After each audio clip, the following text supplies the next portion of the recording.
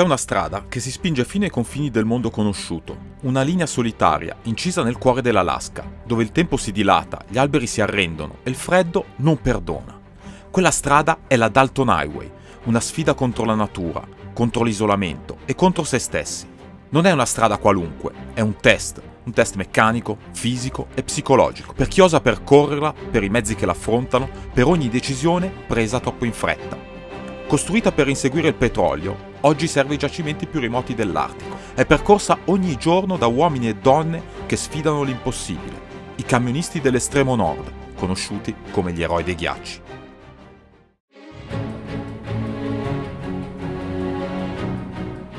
«666 km di polvere, montagne, tundra e silenzi profondi. Laggiù, alla fine di tutto, c'è l'Oceano Artico. Ma cosa si prova davvero a vivere questa strada? Quali sono i segreti che nasconde? E se alla fine scoprissimo che non è solo una sfida personale, ma è una delle più dure battaglie tra uomo e natura?»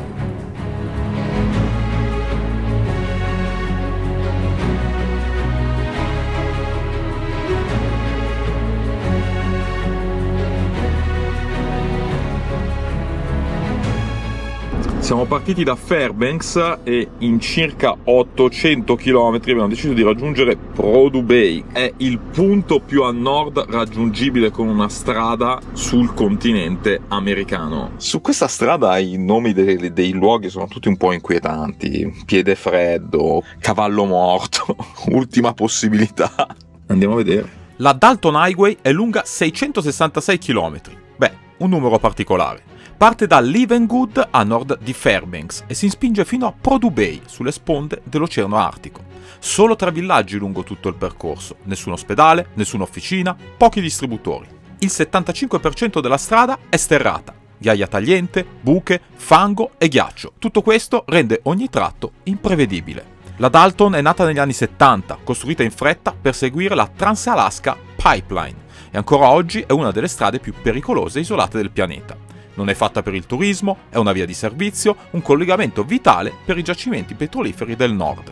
Eppure, chi osa affrontarla, come noi in questo momento, sa che non sarà mai un viaggio da A a B, ma qualcosa che ci cambierà davvero. E qui dove si trova il cartello che dà un inizio turistico alla Dalton Highway, troviamo anche alcune indicazioni riguardo a James Dalton, da cui questa strada prende il nome. È stato un ingegnere civile che ha contribuito all'esplorazione della parte nord dell'Alaska ed è stata considerata una delle persone più esperte di tutto il territorio petrolifero del nord.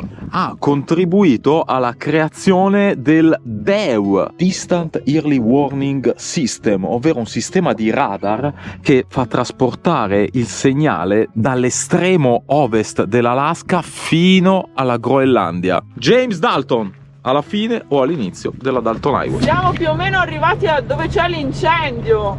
Guardate là il fumo che sale. La Dalton ci accoglie così. Immersi in una nube densa, grigia e maleodorante. L'aria sa di bruciato, il fumo pizzica gli occhi e raschia la gola. Gli incendi artici, un tempo impensabili, ora avanzano tra tundra e foreste come bestie affamate. Il cambiamento climatico ha raggiunto anche questi luoghi remoti e lungo questa strada il cielo può diventare una cappa opaca e il sole un disco arancione sospeso nell'inquietudine. Questa collina qui a fianco è tutta bruciata e l'incendio è arrivato proprio a fianco della pipeline.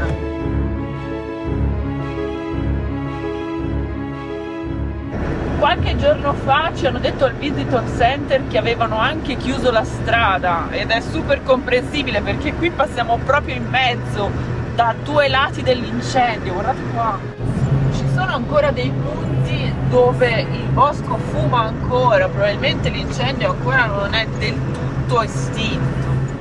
Ragazzi, sembra di essere su Marte, guardate il sole. La Dalton non è una strada qualsiasi, non è stata costruita per il piacere di viaggiare, ma per una ragione molto chiara: portare uomini e mezzi fino ai pozzi petroliferi dell'Artico. Ed è per questo che qui ci sono loro, i camion, enormi, rumorosi, instancabili. Senza di loro lassù non arriverebbe nulla. Trasportano carburante, pezzi di ricambio, viveri, strumenti, ogni giorno, con ogni condizione. Quando te li trovi davanti, capisci subito che non c'è spazio per distrazioni. Ti devi fare da parte, stringerti bene sul bordo della strada e fidarti. Fidarti che il fango non ti faccia scivolare, che la ghiaia tenga, che l'altro ti abbia visto.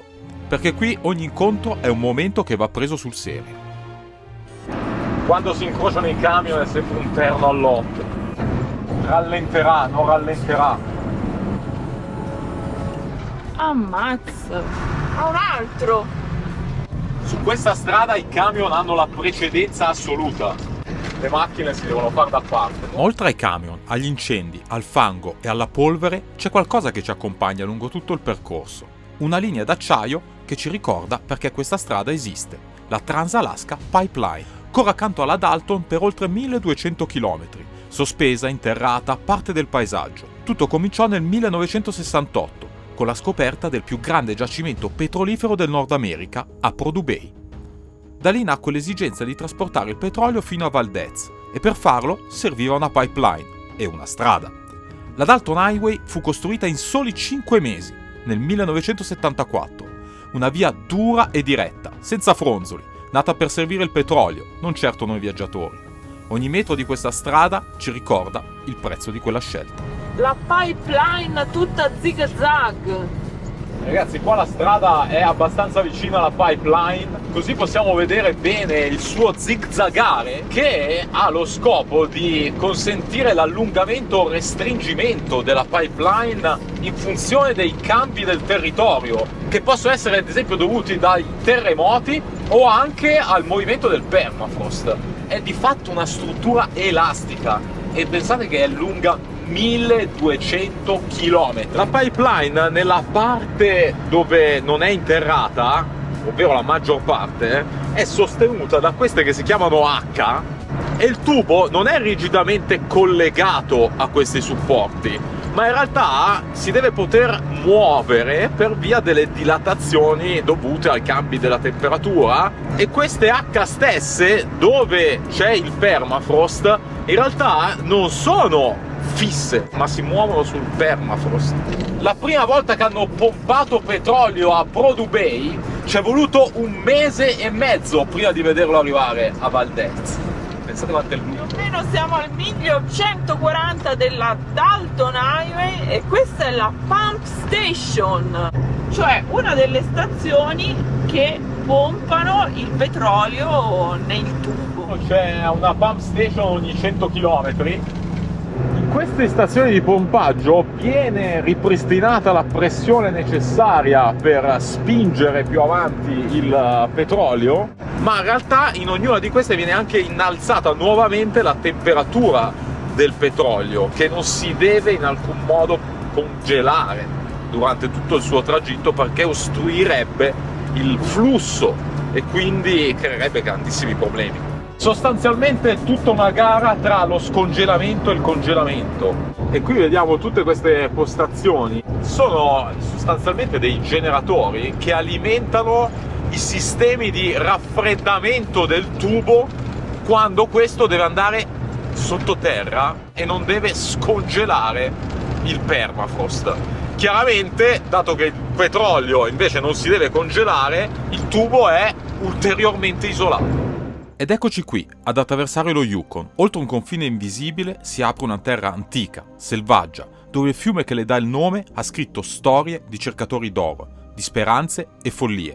Qui il silenzio è profondo, gli orizzonti sembrano infiniti e la natura domina ancora, imponente e senza compromessi. Eppure noi la attraversiamo su una strada che parla di un'altra storia, una strada nata per inseguire il petrolio, fatta di acciaio e fatica, che taglia questo paesaggio millenario con una linea decisa, quasi irriverente. È un contrasto che si sente forte nel cuore. L'eco delle avventure passate si mescola al rombo incessante dei camion e alla durezza metallica della Dalton Highway. In questo luogo l'uomo sembra voler demoniare la natura, ma allo stesso tempo deve imparare a rispettarla, a conviverci, e attraversare questo fiume ce lo ricorda. Stiamo attraversando lo Yukon e questo è l'unico posto in Alaska dove si può fare. Mamma mia! Well, I ain't gonna live like this no more. Trouble comes when the barmaid pours another for a man who should have found the door. Oh, when I get going, you can hear me roar, and no, I can't live like this no more. pazzesco, ragazzi. La pipeline deve essere proprio qua sotto. Sono anche un sacco di barchette. Ma poi si attraversa un altro confine, questa volta invisibile, ma carico di significato, il circolo polare artico. Da qui in avanti il sole non tramonterà più, resterà sospeso sull'orizzonte, trasformando il giorno in un eterno crepuscolo. Ma d'inverno tutto si capovolge e il buio avvolge ogni cosa. E i camionisti qui viaggiano nell'eterna notte, guidati solo da fari e dalla volontà. Qui il tempo perde forma e andare avanti diventa una sfida contro la luce, il sonno e se stessi. E ragazzi, anche qua sulla Dalton passiamo il circolo polare artico. Eccoci, Dalton Highway, Alaska, Arctic Circle. Bene, ora ci troviamo qua dove c'è la stellina, ragazzi. Guardate che bella questa visione, il polo nord. Qua dovrebbe essere capo nord, non lo so.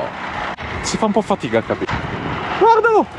Ma è oltre il circolo polare artico che tutto si fa più estremo. La luce inganna, il tempo perde forma e anche i mezzi iniziano a cedere. Le vibrazioni allentano i bulloni, la ghiaia spacca, il fango intrappola e quando arriva il freddo anche l'olio e il gasolio fanno fatica a scorrere. Su questa strada, prima o poi, qualcosa si rompe. C'è poco da fare. Serve qualche prezzo. Guardate qua che tempesta di moscerini, zanzare, mosche. Qui si è consumato il tubo di plastica dove passano dei fili elettrici, un po' di vibrazioni e tac. Meno male che me ne sono accorto, i fili sono sani. Le vibrazioni sono pazzesche, ragazzi. Gli incidenti lungo la Dalton non sono rari e spesso si resta soli. Lo abbiamo visto con i nostri occhi. 2 motociclisti, uno a terra. Abbiamo caricato l'equipaggiamento del motociclista caduto e lo abbiamo accompagnato fino alla stazione di pompaggio più vicina. Era l'unico modo per chiedere aiuto. Su questa strada l'imprevisto è la regola e contare su qualcuno fa la differenza. Ragazzi, ci siamo fermati perché ci sono 2 motociclisti portoghesi che hanno un problema alla moto. Mi sa che uno dei 2 è caduto e gli si è stortato qualcosa, la forcella, il manubrio. Tiene una estación por 2-3 kilómetros a la derecha, una posibilidad de él.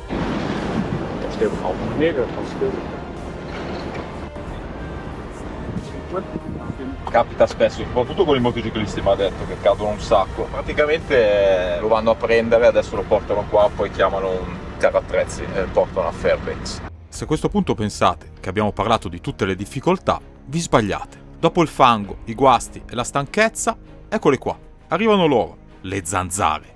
Minuscole ma inarrestabili. Volano in sciami, entrano ovunque e resistono a ogni repellente. Alla fine ti copri, ti arrendi o gratti. Perché qui anche gli insetti fanno parte della sfida. Anche si appoggiano anche alla GoPro. E raga, è così, è l'Alaska. Bisogna farsene una ragione. Ragazzi, vabbè, non ci dovrei mettere tanto. Ne ho 3 qua che stanno provando a pungermi insieme. Mannaggia. Guerra termonucleare globale contro le zanzare.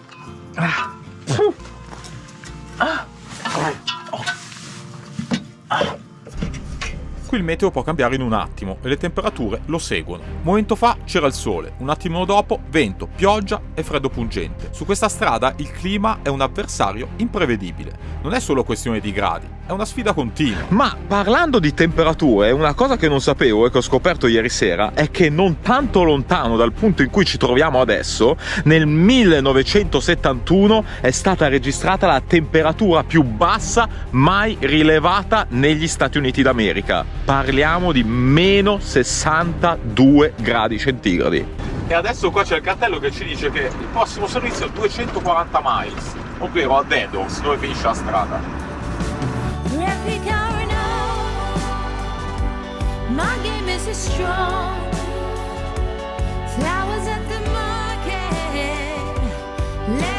Noi abbiamo detto che anche questa strada è aperta tutto l'anno naturalmente, perché qua i trasporti ci devono essere sempre, ma chiaramente le condizioni possono essere veramente estreme.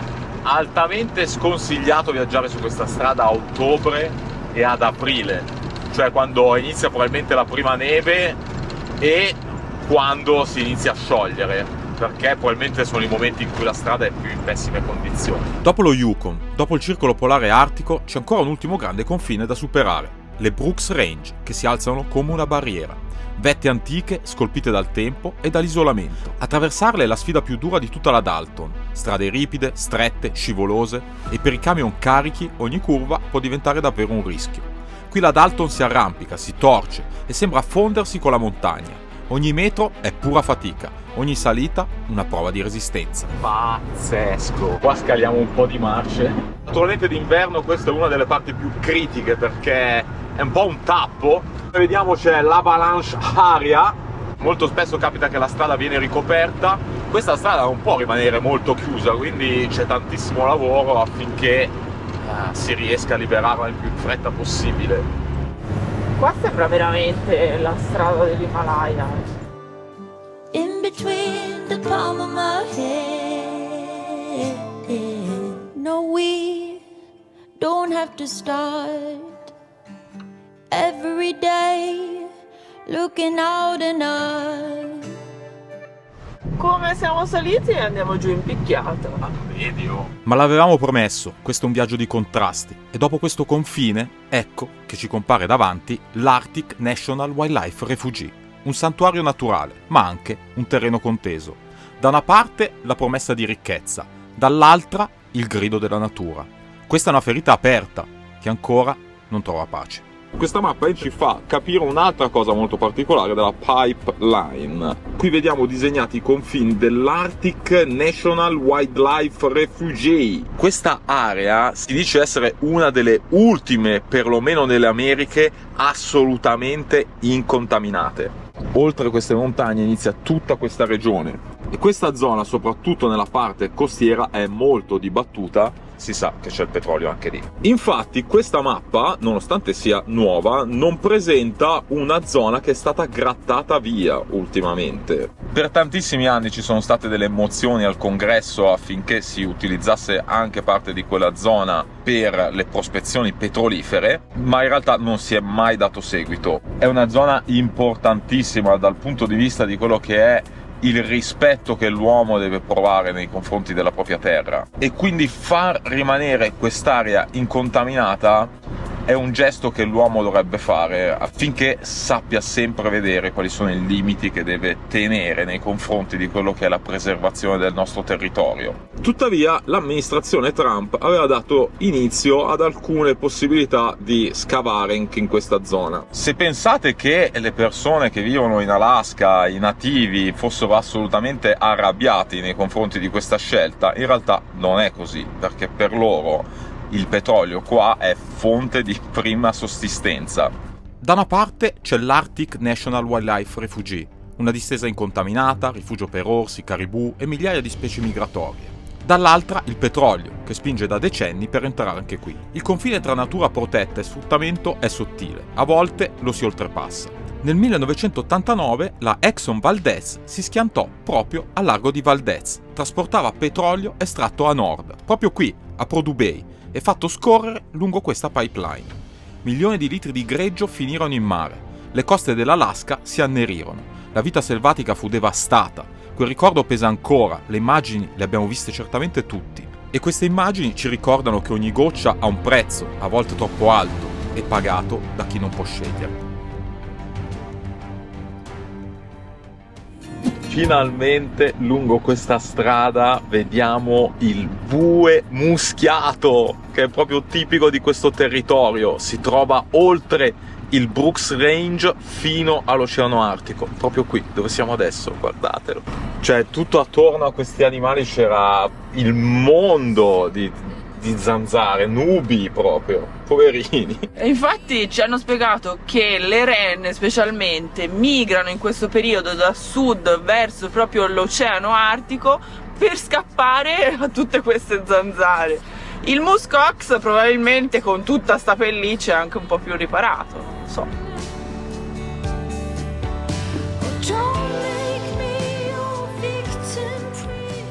Questa mi sa che è la casa dei cani della prateria. Guardate quante cacchine che ci sono. Si mettono su queste pietre perché così hanno una vista magnifica. Qui d'inverno fa freddissimo e pensate che questi animali si sono adattati talmente bene che quando vanno in letargo sottoterra riescono a mantenere una temperatura corporea di pochi gradi sotto lo zero. Cioè, incredibile. And all the moments that I missed, but one thing that I'm sure of is that you are the one, the only one for me.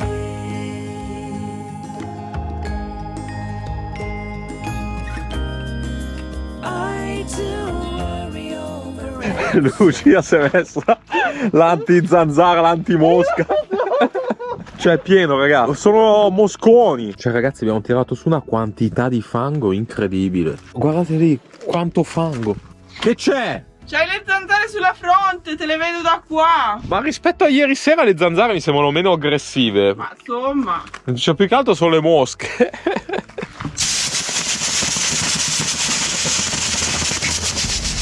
E alla fine eccola, Prudhoe Bay.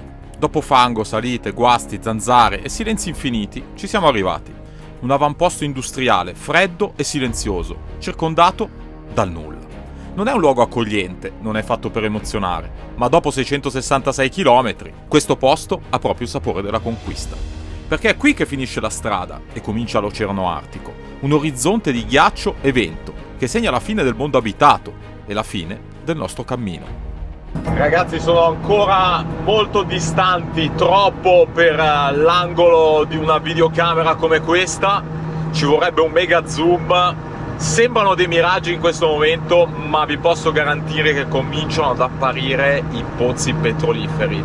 E come vediamo non è che stiamo entrando in un paese, stiamo entrando in una città petrolifera. Prudhoe Bay è uno degli impianti petroliferi più importanti degli Stati Uniti e quindi anche tra i più produttivi in termini economici. Tutto il territorio della riserva petrolifera, a seguito di alcuni accordi, è passato a controllo federale, ma l'Alaska percepisce degli introiti dovuti a tutto quello che viene svolto qui. Sostanzialmente lo Stato federale paga lo Stato dell'Alaska e per questo tutti i cittadini dell'Alaska usufruiscono di alcune agevolazioni, tra cui dei tagli nelle tasse e addirittura percepivano un assegno come una tredicesima. È veramente difficile per me, che sono anche un po' inesperto, farvi capire l'importanza di questo territorio, ma forse un esempio può essere chiarificatore. A metà degli anni 2000 qui c'è stata una piccola perdita di petrolio. Per fare i controlli è stato fermato l'impianto e sono stati trovati dei problemi di arrugginimento di alcuni tubi della pipeline. Ma al di là dei tecnicismi, pensate che questo stop, che è durato poco più di una settimana,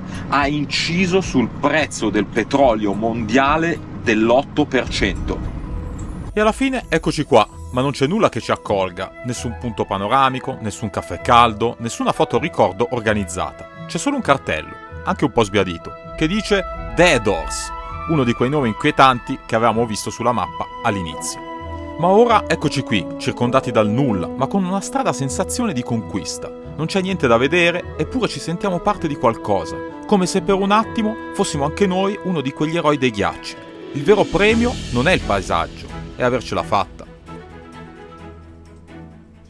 Qui dove c'è il negozio, il General Store, vediamo tutti gli adesivi che le persone, i viaggiatori appiccicano su questa parete e che insomma sono un ricordo di aver percorso tutta questa strada pazzesca ed essere arrivati qui a Dead Horse, come siamo arrivati noi, la fine della Dalton Highway. Pazzesca. E qui c'è anche il Dead Horse, perché se sei arrivato fin qua, insomma, sei un po' spiezzato in due. Pazzesco questo posto. Ci sono adesivi da tutto il mondo. Oh, equipo 1000 Cumbres de Mexico. Ce ne sono bellissimi, ce ne sono da tutto il mondo. Alcuni se li preparano, Dalton Highway Survivors. Che tantissima gente viaggia magari in metà degli Stati Uniti per raggiungere esclusivamente questo posto. È, diciamo, come un po' per noi europei andare a Capo Nord, una cosa molto simile. Bellissimo. E attaccheremo anche il nostro. Vai! Qua, guarda, qua. Guarda qua. Perfezione, senza coprire l'adesivo di nessuno. Tac. Stiamo anche noi sulla Dalton Highway, quindi se passate di qua fateci una fotografia e mandatecela. Ma ci manca ancora un piccolo passo prima di mettere la parola fine: toccare l'Oceano Artico. È l'unico punto degli Stati Uniti in cui ci si può arrivare via terra, un traguardo raro che non si concede facilmente. E quando ci arrivi non c'è rumore, né applausi, c'è solo lui, immenso, silenzioso, gelido. Ti guarda e tu ti senti piccolo, ma profondamente vivo. Ma questo è a tutti gli effetti il punto più a nord che potremo mai raggiungere qui. Guardate che roba. Come dicevamo, qui hanno iniziato ad estrarre petrolio negli anni 70. Il picco di estrazione è stato alla fine degli anni 80, quando si estraevano circa 2 milioni di barili al giorno. Tantissimi.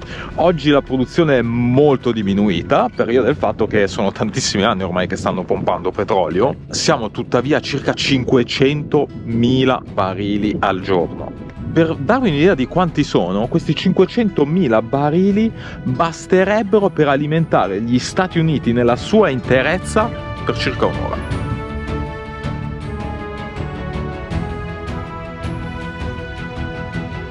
Ragazzi, quelle che vediamo qui davanti sono delle teste di pozzo, probabilmente queste adesso non utilizzate perché sembrano un po' vecchie. Sono praticamente dei rubinetti che vengono messi dopo che è stata fatta la trivellazione e da lì fuoriesce il petrolio. Noi durante il nostro viaggio abbiamo visto tante volte dei pozzi petroliferi, soprattutto in California e in Texas, e li abbiamo sempre visti con quella pompa, quella che va su e giù, quella che si vede sempre nei film. E ci siamo domandati come mai qua non ci sono. Non ci sono perché qua non c'è bisogno di pompare fuori il petrolio dal giacimento petrolifero, ma in realtà viene fuori naturalmente per via del fatto che tutto il giacimento è in pressione naturale, per via della grandissima quantità di gas presente qua sotto. Gas che tra l'altro non riescono neanche a utilizzare perché c'è la pipeline per l'olio crudo, ma non c'è una pipeline per il gas, e quindi viene utilizzato solamente naturalmente per questa funzione, per tirare fuori il petrolio. Ah sì. La Dalton non è solo una strada, è un viaggio nei contrasti, tra natura e industria, tra solitudine e resistenza, tra ciò che cerchi e ciò che ti sorprende. È fatica, bellezza, silenzio, ma soprattutto è una sfida, contro le distanze, il clima, il dubbio e a volte anche contro te stesso. È un viaggio che ti cambia, che ti mette alla prova e che se arrivi in fondo ti lascia qualcosa dentro.